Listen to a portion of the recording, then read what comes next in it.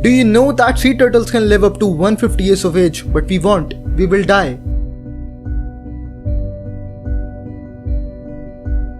Why do we work? Why does Dad have to work so much if he and everybody else are going to die? This is what philosophy is all about, asking questions. Time management is a concept that started out in philosophy. The ancient philosophers were obsessed with this one very important question: how can we use our time in a way that makes our lives meaningful? But modern time management is philosophically empty.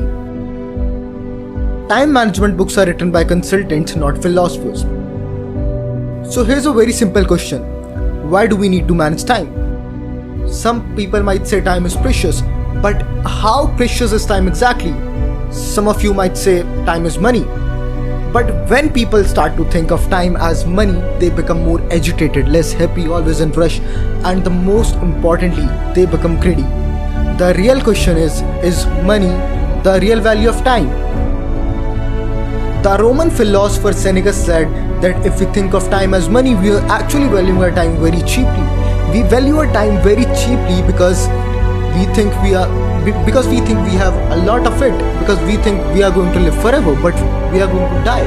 And the moment you fully realize that you are going to die, then money won't mean much, and now time is not money anymore. The French philosopher Albert Camus said that the most fundamental question in philosophy is, why shouldn't I kill myself right now? It's true. Why shouldn't you kill yourself right now? Your answer to that question will remind you what you are truly living for. Your answer to that question will remind you of the true value of your time, because time is not money when you know you are going to die. And this is how philosophy helps you with time management. It helps us ask meaningful questions about time. I don't have time is the biggest lie in the history of mankind. You know who really didn't have time? Your great grandparents. Those guys had no time at all, because they used to work 12 hours a day every single day. It's not just work. Everything back then was more time consuming. People didn't have washing machines, so they had to wash everything by their hand. They didn't have frozen meals, so they had to cook everything from scratch, and all those things took us to do back in those days. And that's why our great grandparents really didn't have time. But here's the incredible thing: our great grandparents did not complain about not having time. We do. It's a paradox. We have more time than they did, and yet we still complain that we don't have time. Why?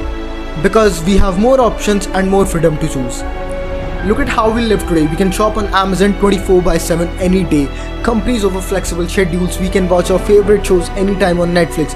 So not only do we have more time, but we also have a lot more flexibility, a lot more freedom to use our time as we please, and we still say that we don't have time. Why?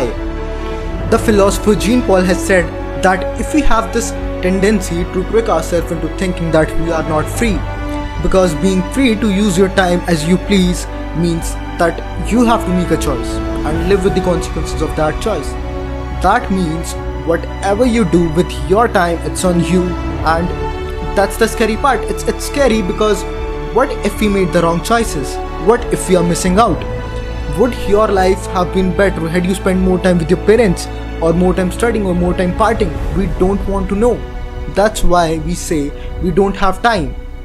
It gives us an excuse. It's reassuring, but in reality we do have time, and time can be managed. It's just that we don't have a lot of it, so there have to be some sacrifices. We can't have it all, right? When it comes to time, we can either make sacrifices or make excuses, but only one of them will allow you to live meaningfully.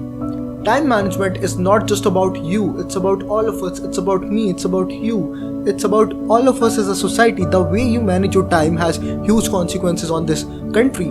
The case could have been different if we thought about time management the way philosophers do, by asking questions, the right questions. Remember, if you want to manage your time meaningfully, embrace philosophy and never stop asking questions.